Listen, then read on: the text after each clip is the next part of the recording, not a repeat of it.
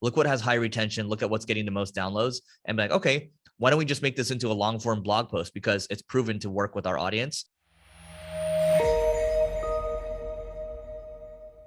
Today, we are going to talk about how to repurpose old content to get more SEO traffic. We're not going to give you the boring stuff like re-update your content and turn it into smaller pieces of content. We've already talked about that a lot, but there's two simple strategies that Eric and I use that are super effective. Every time Eric and I write blog posts and we see that it's popular, it hits, you know what we do? We go create a YouTube video on something similar, and we use that video on YouTube, Instagram, Facebook, LinkedIn, etc. YouTube is the second most popular search engine, and you can get a lot of search traffic from that. And then the third thing we do is, or technically the first thing was YouTube. The second thing we do is we go and create a podcast episode on it, because there's a lot of searches in some of these podcast places where you go and listen to your podcast depending on which device you're on. And both those ways is how we generate more organic traffic from our old content.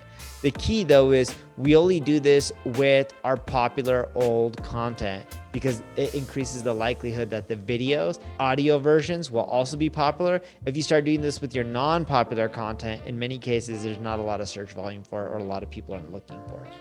Yeah. So, you can also think of this as pillar content. And Gary Vee has a nice PDF called How to Create 68 Pieces of Content. Just type Gary Vee 68 Pieces of Content, you'll find it. I think it's higher than that now. But for Gary, he starts with a YouTube video, right? That's his pillar piece because he has a D-Rock following him around, which is his videographer. Now for Neil, it might be blogs. For me, it might be podcasts, right? But the key thing is you start with one pillar piece and then you're able to expand it. So let's say this podcast right now, we're actually on video too. We can actually chop it up to, shorts on TikTok, on, YouTube shorts.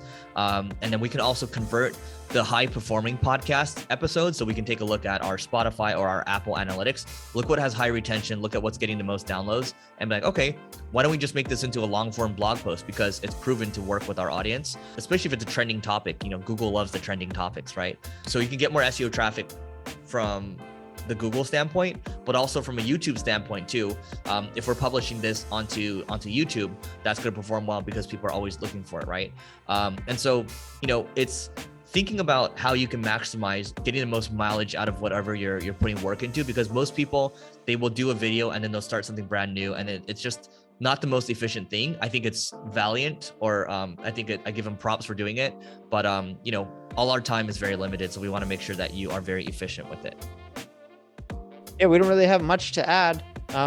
It's a strategy that works. It's really simple. Just not enough people do it. Just go and look in your analytics, look at your most popular old content, and just create video versions and audio versions of it. All right. Please don't forget to rate, review, and subscribe to this pod so maybe we can repurpose more content for you, and we'll catch you later.